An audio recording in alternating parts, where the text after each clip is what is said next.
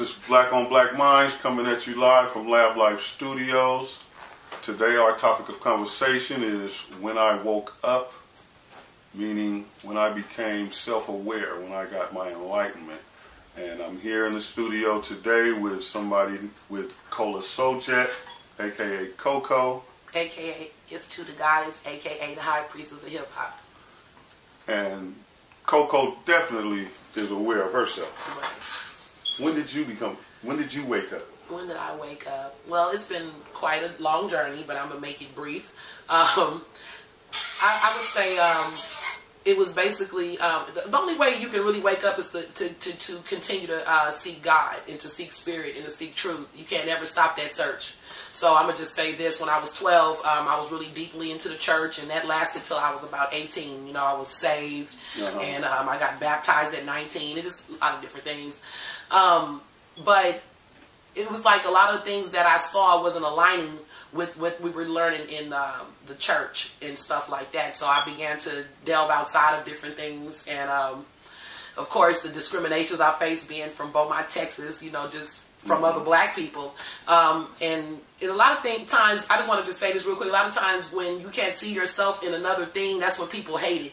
And so when people were putting down what I looked like, I felt like I didn't see myself in them. I had to find out what that was about. So that's when my search began, just from the hurt and the pain that I felt of the discriminations for being a black woman. Yeah, I know what you mean. We had a lot of that here too, but we had it from white folks, not our own. Right, both. You know, I was in the California Youth Authority when I woke up. I was talking to a staff member, a black counselor, and you know, I was born and raised Christian, brought up in the church, believing in Jesus and everything.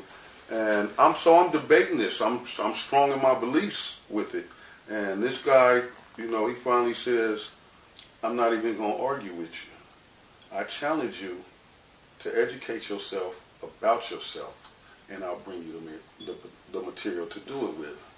So, you know, me being a knowledge seeker anyway, it ain't no way I was going to turn that down. Right. So, you know, this man started bringing me books, and these books were so deep, you know, I found myself sitting in my cell late night sometime with tears pouring out of my eyes, wondering, why didn't my mama seek this out? Yeah, you know what I mean? Right.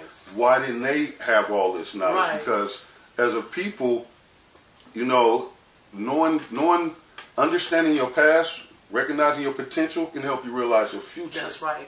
So we have to open eyes and have people, because one of the biggest things in religion we're taught is don't question it. Don't question religion. And I did. I questioned it a lot, and I would stump a lot of the pastors asking questions that were just really deep and probing, and they would never have answers for me, and that's basically what made me want to leave the church. Yeah, because it's basically it's basically a contradiction within itself, because you're going to be curious about a lot of things, right? And for you not to go seek out and learn about those curiosities is depriving yourself. Depriving yourself. You know what I mean? Of being full. Period. Right. And ain't that what the Bible teaches you, to be full? Yes. Okay. We do it, before we go to the question from our staff, I'm going to leave you with a saying that I say on Facebook, something I made up. I just say, if God wanted to do all the thinking for you, why on earth would he give you a brain? That's where I'm at with it, you know. Okay. That's right. That's right. Well, basically, the reason why, you know what I'm saying, our mothers and fathers didn't teach us that, because they didn't know it. You know what I'm saying? It's generations and generations of brainwashing. True that. That's where it come from. You know what I'm saying? Yeah. It's like a girl that's born in the projects, you know what I'm saying? Her mama was born in the projects, and then her kid's going to be born in the projects. Naked, you know what I'm saying? You got to step up outside the box to really, you know what I'm saying, make that change, you know what I'm saying? And each religion just keep you, you know, have you focused on their religion. My religion is the best. It's over 2,000 religions. And everyone got a so good why argument. yours is the best? Why is yours the best? Every religion has a damn good argument of why every other religion is wrong and theirs is right. Right. And that's another crazy thing to me, because why are you going to down another religion if they worshiping God? And I asked that too. It's all religions. I would ask that. Yeah, I would ask that. Were you Baptist? Christian. Just Christian? Yeah. Okay, so I was Christian, Baptist, and Catholic. And I gotta say this.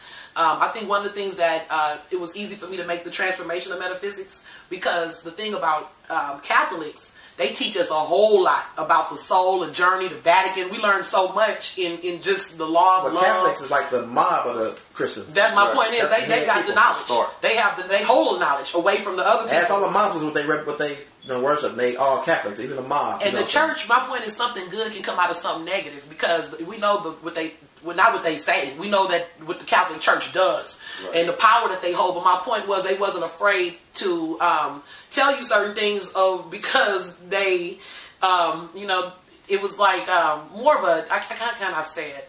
People think that when I left the Catholic Church, my Baptist family would say, oh, y'all are always doing rituals there. Everything is about ritual. But life is about ritual. If the Baptists and the Catholics can just put their stuff together, they can figure it all out. But it's just that they take this, in the Catholic Baptist church, I get the gospel. I got the feeling, the black side of the clapping and the singing. But from the Catholic church, I got the knowledge of the soul, the path of the soul, and what the soul does, what that means to evolve yourself. And that's what we weren't dealing with in the church, the Baptist church and stuff. So, you know, I'm not praising the Catholic Church, but they gave me the ability to open my eyes up, because I questioned what they were teaching us. They don't even use the Bible in the Catholic Church. We use the Missalette.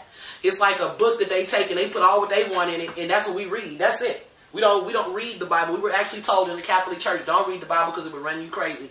So then I started, I learned more about the Bible in the black church, but in the Catholic church, I learned about the path to the soul, like that this is a journey, and things of that sort. How to find yourself. How to find yourself, right? Because they deal with the soul, like really the crystallization. They deal with that thing inside of you, that in the belly. They talk about it in other churches too, but it was almost like they would tell me that when you ignore that voice, it goes almost dormant where you don't hear it at all. But when you begin, because God, the Holy Spirit, they always say is a gentleman. They don't press themselves on you. That spirit I took with me everywhere I go, and I'm still with that. I understand, by our, what we have inside of what's wrong and what's right. Right. To let go of the fears and stuff of, I'm just rambling on, but yeah. Yeah, but I'll say that the Catholic and Baptist, all that, is only 5,000 years old. Right. You got bodies found in Africa 7.2 million years old. Correct. So that has nothing to do with black people at all. No, it don't. No religion. I don't care if Catholic, Islam, is worse than Christianity to me. Because they the one that gave the, Queen Elizabeth, she wasn't paid for slavery. The first slave ship was called Jesus. What I'm saying? So if you go back, everybody go back, they watch Roots and all that, you would see that, the ship come in and said the good Lord Jesus. The good ship. Good ship Jesus, what I'm saying? So when Kunta Kinte, when he was getting ready to eat, he prayed, he said, Allah be the greatest. You remember that, but people don't really understand it, but now that you're conscious, you go back and look at Roots, you're going to see a whole different thing. Right. So we really was Muslims, if anything, when we came over here. You know what I'm saying? Right. But the Muslims came and invaded Africa, you dig what I'm saying? And who else came in there? Alexander the Great came and raided our libraries, you know what I'm saying? Timbuktu was, a civilization. We had a bunch of colleges and everything, and they just took everything, and man, it's just tore up now. You know what I'm saying? And how I got conscious, it was a dude. I was in the federal penitentiary, and the man told me, a Haitian dude. He was like, that you ask anybody black to close their eyes and picture Jesus or God, they're gonna picture a white man. Mm-hmm. Right. No matter, you can lie and say you don't and all that. You can lie and say that, but you might say that you believe what the Bible said about he was black and all that other rubbish. But you have if been you close programmed. your eyes, you're gonna see a white person. You know what I'm saying? Because you have been programmed. And then you got neighborhoods that's in the inner cities, that's ghettos where a white man would never set foot in, would get killed if you come through there. But you go in that black church, you're going to see white angels in there on the wall. You're going to see a white Jesus on the wall. You know what I'm saying? So, but that's like Asher Kwesi says, that's the reason why they can't find salvation, meaning the black man, because when your enemy becomes your deity, it's hard to speak against that. So the enemy is now your deity. We looking at the white man for salvation. Yeah. I mean, but how would you represent? A lot of people, you know what I'm saying, look at me wrong when I say I don't believe in God. It's like, but what I'm saying is I don't believe in the God that you believe in. Right. You know what I'm saying? The Christianity God and all that type of stuff. You know what I'm saying? I know it's a power, but it ain't. We differ. You know what I'm saying? We might bleed the same and all that and this and that, but blacks in every color is different because you know what I'm saying. What's different between the black man and woman and every other race is 9 ether. That means the hair. 9 ether and the melanin. You know what I'm saying? No other race has no hair like us. No, none. Mexican Chinese, Japanese. They all got the same thing. So we different. I don't care what you're saying about that. We ain't different. I mean, we all different. We all the same. And when the God people, no, man, no, it's not like that. You know what I'm saying? Because you wouldn't treat us like that. Right. You know what I'm saying? They always said that the black man was an oddity to the planet because of that hair we have. That we were an oddity to the people on the planet because we're different than everything. But I do know that we're time travelers. That's my belief. You know, I'm going a little going there, but we are time travelers. I feel like our ship got stuck. You know, we're galactical travelers. And that's what Hebrews was. A lot of people, I'm not going to go there because that's a big discussion, but Hebrews are travelers. And even the Christians believe that, but they don't understand who the Hebrews really are. That's the misconception right there, you know, the original Jew and stuff of that sort. But yeah, we are galactical beings, the galactical generation. Yes. Yeah, we getting deep in here, y'all. We got something for you here, Blakk on Blakk Mindz. Once again, we're here in the studio with Cola Soldier. Cola Soldier. We your host. Got Reese behind the camera. And we'll be hollering at y'all. Wake up. Peace. Stay well.